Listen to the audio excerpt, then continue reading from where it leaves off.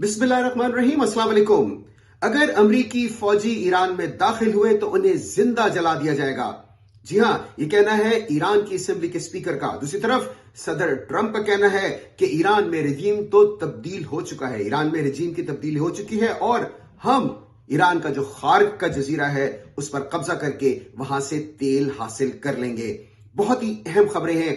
उससे पहले गुजारिश है प्लीज आप हमारे चैनल को सब्सक्राइब कर लीजिए, शेयर भी कीजिए और कमेंट्स भी कीजिए। इसके अलावा जनरल बाजवा के घर से, समझ लीजिए घर के किसी फर्ज से हमें कुछ मालूमात मिली है जो हम आज के प्रोग्राम में आपके साथ शेयर करेंगे। और इमरान खान की अहलिया बुशरा बीबी की सेहत से मुतालिक भी बहुत ही तशवीशनाक खबरें हैं। क्या उन्हें और इमरान खान दोनों को जहर दिया जा रहा है? इस पर भी बात करेंगे। सबसे पहले बात करते हैं ईरान की असेंबली के स्पीकर ने यह धमकी दी है कि अगर अमेरिकी फौजी ईरान में दाखिल हुए तो उन्हें जिंदा जला दिया जाएगा। सीबीएस न्यूज, ये यहां का एक बहुत मोतबर इदारा है, मैं उसकी खबर ये मैं आपको पढ़कर सुना देता हूं। ईरान's parliament speaker on Sunday warned the United States against a ground invasion। यानी कि ईरान की असेंबली के स्पीकर ने इतवार को अपने एक बयान में अमेरिका को खबरदार किया कि वो ईरान पर जमीनी हमला करने से बाज रहे। Threatening to set American troops on fire and set up attacks on US allies according to Iranian official media. CBS news Iran के जो सरकारी मीडिया को कोट करके कह रहा है कि ईरान की असेंबली के स्पीकर ने धमकी दी है कि अगर अमेरिकी फौजी ईरान में दाखिल हुए तो उन्हें जिंदा जला दिया जाएगा, यानी उन पर इस तरह के हमले किए जाएंगे। और ये खबर मैं आपको जो पढ़ के सुना रहा हूं ये सीबीएस न्यूज की है। ये उसके बाद इस तरह का रद्देमल सामने आया जबकि अमेरिका के 3000 ट्रूप्स, जी हां, ऐसे ट्रेंड फौजी, वो फौजी जो कि ट्रेंड हैं उस तरह की जंगी तरबियत के जिसमें के वो पानी के रास्ते किसी भी जगह पर यानी जजीर पर या किसी मुल्क पर पहुंच सकते हैं पानी के रास्ते, यानी कि वो आप उन्हें कॉम्बैटेंट कह सकते हैं कि अगर पानी की लड़ाई हो तो उसके लिए भी वो ट्रेंड है और जमीनी लड़ाई के लिए भी ट्रेंड है। और 3500 उनकी तादाद वहां पहुंच चुके हैं। और इसी दौरान सदर ट्रंप का एक और बयान आया और वो ये कि वो जो खार्क का जजीरा है जहां से 90% से जायद जो ईरान जो तेल जो ईरान प्रोड्यूस करता है वो 90% से जायद जो है वो उसी खार्क जजीरे के जरिए से वो बाहर की दुनिया को भेजता है। तो सदर ट्रंप की जानिब से कहा गया कि वो उस पर कब्जा करके और ईरान के तेल पर कब्जा कर सकते हैं यानी खार्क जजीरे पर। और जाहिर है जब 3500 उस नौइयत के फौजी जो कि ट्रेंड हो पानी के जरिए लड़ाई करके किसी जजीरे पर कब्जा करने में, तो जाहिर है कि फिर ये इस तरह की स्पेकुलेशन शुरू हो गई कि अब अमेरिका का जो इरादा है वो ईरान पर जमीनी हमला करने का है और जो खार्क का आइलैंड है उसे कब्जे में लेने का है। तो उसके जवाब में ईरान के असेंबली के स्पीकर की तरफ से यह बयान है जो मैंने भी आपको पढ़ के सुनाया कि उन पर इस तरह के हमले किए जाएंगे कि अमेरिकी फौजियों को जिंदा जला दिया जाएगा। उसके अलावा भी जाहिर है उन्होंने यह भी कहा कि चूंकि अभी आपके इल्म में होगा कि ईरान की एक यूनिवर्सिटी पर हमला किया गया है, अब ईरान ने यह कहा है कि, और उसने बल्कि खबरदार किया है, उसने कहा है कि वो ईरान जो अमेरिका और इजराइल की जो यूनिवर्सिटीज है रीजन में, यानी फर्ज करें दुबई में कोई कैंपस है किसी अमेरिकन यूनिवर्सिटी का या इजराइल की किसी यूनिवर्सिटी का करीबी कोई कैंपस है या इजराइल तक तो ईरान के मिसाइल्स की पहुंच है, वो उनको निशाना बनाएंगे। बल्कि उन्होंने उनको वार्निंग भी दी है। वहां जो फैकल्टी है, जो स्टूडेंट्स हैं, उन्हें ईरान ने कहा है कि वो उन इलाकों को छोड़कर निकल जाएं, कम से कम 1-2 मील वो यूनिवर्सिटी से दूर चले जाएं। अगर डॉर्म्स में कोई लोग रहते हैं जो हॉस्टल जिसको कहते हैं, तो वो लोग वहां से भी दूर चले जाएं, क्योंकि ईरान ने यह कहा है कि वो उन पर हमला करेगा। लेकिन उससे पहले ईरान ने एक तरह की मोहलत आप कहिए दी है कि अमेरिका की जानिब से इस जो हमला हुआ यूनिवर्सिटी पर इसकी मजम्मत की जाए, तो फिर ईरान ये नहीं करेगा, वरना तो उन्होंने कहा कि वो उस पर हमला करेंगे। इसी दौरान सदर ट्रंप ने रिपोर्टर्स से बात करते हुए यह भी कहा कि ईरान में तो रेजीम चेंज हो चुका है ऑलरेडी। जी हां, उन्होंने कहा कि हमने जो उनकी फर्स्ट ईयर लीडरशिप थी उसको हमने मार दिया, असल रेजीम वो था, तो अब वो लोग तो गए, तो अब तो कोई रेजीम वहां पर। उसके बाद उन्होंने कहा जो सेकंड ईयर थी उसे भी हमने मार दिया, वो बहुत बुरे लोग थे। उन्होंने कहा अब जो थर्ड ईयर है उसमें से भी कुछ लोग हैं कुछ नहीं है, तो हमने तो तकरीबन अपने मकासद इस तरह से हासिल कर लिए कि वहां पर लीडरशिप नहीं है, इसलिए हम अपने मकासद वहां पर कम से कम इस हद तक, तो सर ट्रंप का ये कहना है। दूसरा, कुछ लोग ये बात भी कर रहे हैं कि जो यूरेनियम है ईरान के पास जो इनरिच्ड यूरेनियम है, अमेरिका उसके हुसूल की भी कोशिश करेगा। और जाहिर है ये उसी सूरत में हो सकता है कि जब वहां पर कोई ग्राउंड इन्वेजन हो। अभी मैं एक ईरान के तजिया निगार होने में सुन रहा था, उनका नाम बाकरी, हुसैन बाकरी नाम है, मोहम्मद हुसैन बाकरी, सियासत.com पीके पे। उन्होंने एक और बात बताई। जाहिर है वो ईरान में रहते हैं, वहां के जो डिसीजन मेकर्स हैं उनका कहना है कि उनसे उनकी इंटरेक्शन भी होती है, और जो एक ओवरऑल सेंटिमेंट है वो एक बहुत ही जिसे कहना चाहिए तशवीशनाक बात भी हो सकती है, और उससे जंग का दायरा मजीद फैल सकता है। उनका यह कहना है कि अगर ईरान में अमरीकी फौजी दाखिल हुए तो सबसे पहले तो उन्होंने उन कॉन्सिक्वेंसेस की बात की कि यानी कि किस तरह से उन पर मिसाइल से हमले भी किए जाएंगे, उन पर ड्रोन्स से भी हमले किए जाएंगे, उन्हें किस तरह से निशाना बनाया जाएगा, दू बदू लड़ाई होगी, ईरानी अवाम उनसे लड़ेंगे। लेकिन एक और बात जो उन्होंने कही, जिससे कि मैंने कहा कि जंग का दायरा मजीद वसी हो सकता है, उन्होंने कहा कि ईरान के जो पासदारान इनकलाब हैं या जो रेवोल्यूशनरी गार्ड्स हैं वो दुबई पे कब्जा कर सकते हैं, वो बहरेन पे कब्जा कर सकते हैं, ये उन्होंने कहा। और जाहिर इस तरह की सोच, इस तरह का तर्ज फिक्र ईरान में मौजूद होगा, उसी की उन्होंने तर्जुमानी की है। इसलिए जाहिर है कि ये अब जो अगर फौरी तौर पर मामला मुज़ाकरात के जरिए हल की तरफ नहीं गए तो ये तनाज़ा बहुत ज्यादा बढ़ता हुआ नजर आ रहा है, जो कि किसी के भी मफाद में नहीं है। इसी दौरान जो उम्मीद की किरण नजर आ रही है वो यही है कि इस्लामाबाद में जो मुज़ाकरात हो रहे हैं, जाहिर है उसमें ईरान बराह रास्त तो शामिल है नहीं। ईरान की असेंबली के स्पीकर ने जो जिस बयान का अभी मैंने आपको इशारा दिया उसमें उन्होंने कहा कि उन्हें अमेरिका के वो जो 15 नुकात हैं वो मिल गए, लेकिन जाहिर है कि वो ये कहते हैं कि उन 15 नुकात से उनका कोई सरोकार नहीं है। उन्होंने जो अपनी डिमांड्स दी हैं वो चाहते हैं कि उन पर अमल दरामद हो। अब दोनों जो साइड्स हैं उनकी एक मैक्सिमलिस्ट पोजीशन जिसे कहते हैं कि एक्सट्रीम पोजीशंस, एक तरफ अमेरिका की, एक तरफ ईरान की। जाहिर है कि मुज़ाकरात का जो मकसद होता है वो ये होता है कि कोई मिडिल ग्राउंड, कोई दरमियानी रास्ता निकाला जाए, और इसके लिए पाकिस्तान, तुर्की, मिस्र और सऊदी अरेबिया, ये 4 ममालिक इनके वज़ीर ख़ारजा मिलकर बैठे हैं इस्लामाबाद में। कल भी इनके दरमियान मुज़ाकरात हुए थे, बल्कि कल तो आपने शायद देखा हो अपने टीवी स्क्रीन पर एक ऐसा वाक़या हुआ कि इसहाक डार गिर गए। आप कहेंगे मजीद कितने गिरेंगे वो, मेरा मतलब है कि वो सचमुच में यानी वो फिसल गए, वो इस तरह से बुरी तरह से फिसल गए, तो वो फिसल गए, इसहाक डार बेचारे गिर गए, उनको चोटें वोटें भी लगी हैं, तो वो उस बहुत ज्यादा फिर मीडिया में रिपोर्ट होता है। लेकिन वो लोग मिले हैं, उस मीटिंग से अभी तक कोई ऐसी खबर नहीं निकली है जिससे हम ये कह सकें कि कुछ नजर आ रहा हो कि आने वाले दिनों में जंगबंदी हो सकती है। लेकिन इसहाक डार ने एक और बात की है, और उन्होंने ये कहा है कि वो बहुत पुरुम्मीद है, वो बहुत ज्यादा पुरुम्मीद है कि आने वाले दिनों में अमेरिका और ईरान एक साथ बैठ सकते हैं, यानी कि अक्रॉस द टेबल मुज़ाकरात के लिए बैठ सकते हैं। ये बहुत ही अच्छी बात होगी अगर ईरान और अमेरिका के दरमियान बराह रास्त मुज़ाकरात हो जाएं, ताकि कोई दरमियान में गलत फहमी ना रहे, कोई ऐसी बात ना हो जिसके सबब ये लगे कि मामला आगे नहीं बढ़ सकते। इसलिए बहुत अच्छी पेशरफ्त होगी। जंग बदस्तूर जारी है, दोनों तरफ से हमले किए जा रहे हैं, ईरान पर हमले हो रहे हैं, ईरान भी हमले कर रहा है। अमेरिका और इजराइल का टारगेट तो जाहिर है एक ही है, यानी कि ईरान, जबकि ईरान के टारगेट जो हैं वो मल्टीपल हैं। ईरान इजराइल पर भी हमले कर रहा है, ईरान ने ताज़ा तरीन हमले किए हैं इजराइल पर, और ईरान ने इजराइल के जो मेजर शहर है तेल अवीव उसको निशाना बनाया है। ईरान इसके अलावा यूएई यानी कि जहां पर मुत्तहिदा अरब अमारात यानी कि जहां पर दुबई वाक़ है, ईरान वहां पर भी हमला कर रहा है। ईरान हमले अमेरिकन इंटरेस्ट पर ईरान इराक में भी हमले कर रहा है। जी हाँ, उसके अलावा आपको मैंने बताया था कि हूती बागी जो हैं अब उन्होंने खुलकर वो इस जंग में आ गए हैं, उन्होंने इजराइल पर भी हमले उन्होंने शुरू कर दिए। इसके अलावा इजराइल पर लबनान से भी हमले हो रहे हैं। इजराइल की हालत इस वक्त बहुत ज्यादा खराब है, उनकी फौज में बहुत ज्यादा दरारें पड़ रही हैं। उनके जो चीफ ऑफ स्टाफ हैं उनकी आर्मी के, उन्होंने जाहिर है ये बात कही थी कि मजीद फौजी नहीं आ सकते, वहां पर मुजाहरे भी हो रहे हैं, और वो लोग इस जंग से बहुत ज्यादा परेशान हैं क्योंकि इजराइल के पास इतनी फौज नहीं है कि वो एक सस्टेन्ड वॉर को, क्योंकि इस जंग को अब 1 माह से जायद का अरसा गुजर चुका है, और इजराइल पहली मर्तबा बहुत तवील अरसे के बाद, कम से कम 40-50 बरस के बाद इजराइल इस वक्त रिसीविंग एंड पर है। वरना तो उमूमन वो जाकर फलस्तीन के इलाकों में हमास पर हमले करके वो लोग, या फिर लबनान में हिजबुल्लाह पर, उन पर उस तरह के हमले किसी इस तरह की फोर्स जिस तरह की ईरान है पहले कभी नहीं हुए गुज़श्ता 40-45 वर्षों के दौरान।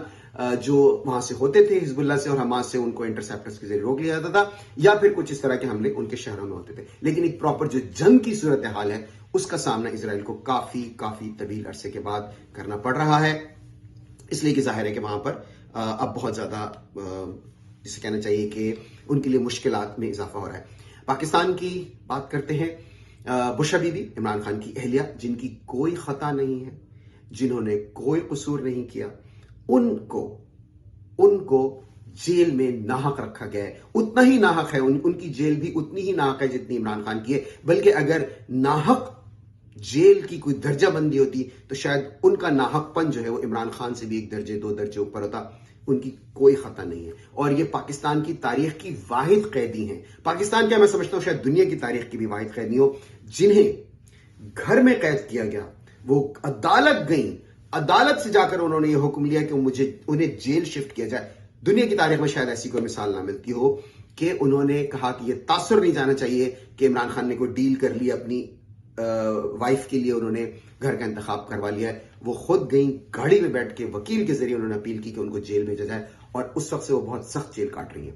अब रिपोर्ट आई है और वो रिपोर्ट बहुत तशवीशनाक है और उसमें भी, उस रिपोर्ट में बुशरा बीबी की बीनाई जायल होने की बात की गई है। इंतहा से ज्यादा तशवीशनाक बात है। बुशरा बीबी, देखिए 2 तरह के विजन्स होते हैं, एक नियर साइटेड और एक फार साइटेड। नियर साइटेड यानी कि अगर आपको दूर, आप डिस्टेंस में ना देख सकते हो बगैर ग्लासेस के, तो, और जो फार साइटेड यानी कि आपको बगैर ग्लासेस के आप रीडिंग ना कर सकते हो, आपको रीडिंग ग्लासेस की जरूरत होती है। जिन लोगों की आई साइट हेल्थी होती है, जिन्हें कोई इश्यूज नहीं होते, उनको एक खास एज के बाद यह जरूर हो जाता है कि वो बगैर रीडिंग ग्लासेस के पढ़ नहीं पाते। लेकिन जिन लोगों की आंखें हेल्थी होती है, डिस्टेंस का उनको इशू काफी अरसे तक नहीं होता। मतलब वो डिस्टेंस में देख सकते हैं बगैर ग्लासेस लगाए हुए, उनका डिस्टेंस का विजन जो है वो ठीक होता है। तो एक खास डिस्टेंस होता है जिसको डॉक्टर्स रखते हैं, जब आप अपने आई एग्जाम के लिए जाते हैं तो वो आपको दिखाते हैं, पढ़ाते हैं। बुशरा बीबी का वो वाला इशू नहीं है, उनको डिस्टेंस में देखने का इशू नहीं था, जो मेडिकल रिपोर्ट अब उनकी आई है उसके मुताबिक। लेकिन गुज़श्ता कुछ अरसे से उनकी जो दूर देखने की उनकी जो बीनाई की सलाहियत है वो बहुत बुरी तरह से मुतासिर हुई है और अब उन्हें एक खास हद से ज्यादा नजर नहीं आ रहा, जो कि अनयूजुअल बात है डॉक्टर्स के मुताबिक, क्योंकि उनकी दूर की निगाह बिल्कुल ठीक थी। इसलिए ये जो उनकी बीनाई मुतासिर हो रही है, इसके बारे में खदशा जाहिर किया जा रहा है कि शायद उनकी खुराक में कोई जहर आलूद चीजें उन्हें दी जा रही हैं। Boss, this is extremely extremely dangerous. ये बहुत गलत बात है और इस वक्त नजर ये आ रहा है कि शायद इमरान खान के साथ भी इसी किस्म का कोई रवैया रखा गया होगा और चूंकि इनके हाथ को इस तरह की कोई ट्रिक आ गई है, इन्हें कोई ऐसा फॉर्मूला पता चल गया है जिसके जरिए खाने में कुछ ऐसा दिया जाए कि जिससे लोगों की बीनाई मुतासिर हो। और पहले इन्होंने इमरान खान के साथ ये किया और अब ये बुशरा बीबी के साथ ये कर रहे हैं। और इमरान खान का आपको जो पिछला बयान जो उन्होंने अपने बेटे से जब बात की थी तो आपको याद होगा, इमरान खान ने भी इस तरफ इशारा किया था। उन्होंने स्पेसिफिकली आंख की बात इमरान खान ने कासिम खान से की या नहीं की, जाहिर है कि ये उन्होंने रिपोर्ट नहीं किया, लेकिन इमरान खान ने बुशरा बीबी की सेहत के बारे में बहुत ज्यादा तशवीश का इजहार किया था। तो बहुत ही ज्यादा काबिल मजम्मत है और इन लोगों को चाहिए कि इस तरह से लोगों की सेहत से ना खेलें। जल्दबाजियों से मुताल्लिक हमारे पास खबर है और आप ये समझ लीजिए कि उनकी फैमिली मेंबर्स में से, मैं झूठ नहीं बोलूंगा, मेरी बराह रास्त उनकी किसी फैमिली मेंबर से बात नहीं हुई, लेकिन सेकेंड हैंड सोर्स में कह सकता हूं कि किसी से, उनके फैमिली मेंबर्स में से किसी से बात हुई है और उन्होंने हमें जो खबर दी है मैं उसकी बुनियाद पर आपसे बात कर रहा हूं। देखिए, इसका मैं आपको पहले थोड़ा सा पस मंजर बता देता हूं। General Bajwa retired chief of army staff, general Asim Munir से पहले वो पाकिस्तान के चीफ ऑफ आर्मी स्टाफ थे। चंद हफ्ते कबल वो अपने घर में गिर गए, उस वक्त जबकि वो बाथरूम में थे और उसका सबब ये बताया जा रहा है कि वो ही वाज ऑन मेडिकेशन, वो ड्राउजीनेस थी या क्या था, तो वो गिर गए और उसके सबब उन्हें चोटें आई और चोट उनके सर में लगी जिसने कि उनके दिमाग के एक हिस्से को मुतासिर किया।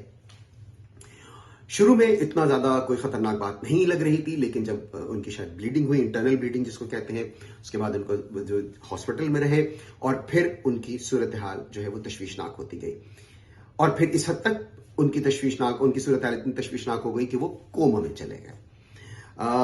और फिर ये हुआ कि जी शायद डॉक्टर्स ने उनको जवाब दे दिया, लेकिन फिर कुछ उनकी तबीयत कुछ बहाल हुई और वो बतदरीज उनकी सेहत में कुछ बेहतरी आई और फिर उनको जो इंटेंसिव केयर यूनिट है वहां से उन्हें जो रेगुलर वार्ड होता है या जो प्राइवेट रूम होता है उसमें उनको शिफ्ट कर दिया गया। लेकिन फिर डॉक्टर्स ने डायग्नोस किया कि उनके जो ब्रेन को डैमेज हुआ है वो इररिपेयरेबल है, यानी कि वो नाकाबिले इलाज है, उसे ठीक नहीं किया जा सकता, इनक्योरेबल है, वो उसको क्योर नहीं किया जा सकता जो डैमेज उनके दिमाग को हुआ था। असदुल्ला खान एक बहुत अच्छे साफी हैं, उन्होंने ही इमरान खान की जो आंख की जो खबर थी वो असदुल्ला खान ने ब्रेक की थी। उन्होंने ये बताया कि उनसे मिलने के लिए मुल्क की ताकतवर तरीन शख्सियत जाहिर जनरल आसिम मुनीर ही होंगे, वो गए तो उन्हें भी नहीं पहचाना और उनको बताया गया, जनरल आसिम मुनीर को बताया गया कि ये अपने बच्चों को भी नहीं पहचान रहे। दरमियान में ये खबर आई। फिर इस खबर का जिक्र मैं आज इसलिए कर रहा हूं कि फिर ये खबरें भी फैली कि शायद वो चल बसे, यानी कि जनरल बाजवा इस दुनिया में नहीं रहे, ये खबर भी फैली। हमने इस पर थोड़ी सी कुछ काम किया, बात की सोर्सेज से। खबर यह है कि general Bajwa is still alive, general Bajwa जिंदा है, लेकिन उनकी हालत मुर्दों से भी बदतर है। जी हाँ, वो कोमा में है इस वक्त और डॉक्टर्स ने उनको जवाब दे दिया है। जनरल बाजवा शायद जाहिर है कि जिंदगी और मौत, जिस इंसान की जितनी सांसें लिखी हुई हैं उनसे तो कोई उसके बारे में कुछ नहीं कर सकता, लेकिन इनकी जो मौजूदा सूरत हाल है उसे देख के जो डॉक्टर्स हैं या बहुत से लोग हैं जो देख रहे हैं, वो उनका ये कहना है कि उनकी हालत बिल्कुल भी ठीक नहीं है और उनका जांबर होना पता नहीं कितना सूदमंद होगा, क्योंकि जो उनकी क्वालिटी ऑफ लाइफ है वो उस तरह की नहीं रह सकती क्योंकि जिस तरह की उनकी इस वक्त कंडीशन है। देखिए, जनरल बाजवा अपने वक्त में बहुत ही बड़े तुर्रम खान थे, तकरीबन फिरौन थे। खुदी का नशा चढ़ा आप में रहा ना गया, खुदा बने थे यगाना मगर बना ना गया। तकरीबन वो जमीनी खुदाई थे। अनवर मकसूद ने उनके बारे में कहा था, कोई तो है जो निजाम मुल्की चला रहा है, वो बाजवा है। Absolutely true. अरशद शरीफ ने सिर्फ इतना सा कहा था। वो कौन था? जाहिर है उस वक्त general Bajwa chief of army staff थे। सिर्फ ये पूछा कि वो कौन था, यानी कि इमरान खान वजीर आजम थे, लेकिन वो कौन था जिसके हुक्म पर अदालतें खुल रही थी? वो कौन था जिसके हुक्म पर पुलिस सारे काम कर रही थी, प्रिजन वैन्स आ रही थी और लोगों को उठा कर घरों से इमरान खान के खिलाफ अदम एतमाद की जो वोट था वो करवाया जा रहा था? वो कौन था? इतना सा कसूर था, इतनी खता थी और उसको बेदर्दी से कत्ल करवा दिया गया। जाहिर है नदीम अंजुम उस वक्त ISI के चीफ थे, उन अरशद शरीफ की वालदा की मरहुमा के मुताबिक जाहिर इन सब के हाथों पर अरशद शरीफ का खून नाहक था। आजम स्वाति, सिर्फ उन्होंने ये कहा कि आपने ये जो एक और इनको NRO दे दिया। आजम स्वाति के साथ क्या किया गया? शहबाज गिल ने सिर्फ यही याद कराया था कि जो गैर कानूनी ऑर्डर्स हैं आइन के मुताबिक ऑफिसर्स वो मानने के पाबंद नहीं है। शहबाज गिल के साथ क्या किया गया? तो अपने वक्त के बहुत बड़े खुदा बने हुए थे। इस वक्त के जो जमीनी खुदा, जो लोग अपने आप को समझ रहे हैं, जो हुक्मरान हैं, किसी भी मुल्क के हों या किसी भी महकमे से उनका ताल्लुक हो, सबको ये बात जहन में रखनी चाहिए कि जो इस वक्त जो भी कुछ आप कर रहे हैं, इस वक्त जितनी ताकत आपके पास है, जरूरी नहीं कि हमेशा रहे। हर इंसान को अपने अंजाम से डरना चाहिए। देखिए, अंदेशा अंजाम यकीनन इंसान को बुज़दिल बना देता है, लेकिन अगर आप गलत काम कर रहे हो, अपने आप से पूछिए जरूर कि क्या मैं ये दुरुस्त कर रहा हूं? क्या मेरा हलफ इस बात की इजाजत मुझे देता है? क्या जो जिम्मेदारी मुझे दी गई है कौम की तरफ से मुझे इस बात की इजाजत देती है? अगर नहीं तो मत कीजिए। आज के प्रोग्राम में बस इतना ही। प्लीज आप हमारे चैनल को सब्सक्राइब कीजिए, लाइक कीजिए और शेयर कीजिए। अगले प्रोग्राम में इंशाअल्लाह ताला फिर मुलाकात होगी। खुश रहिए और बाखबर भी। अल्लाह हाफिज।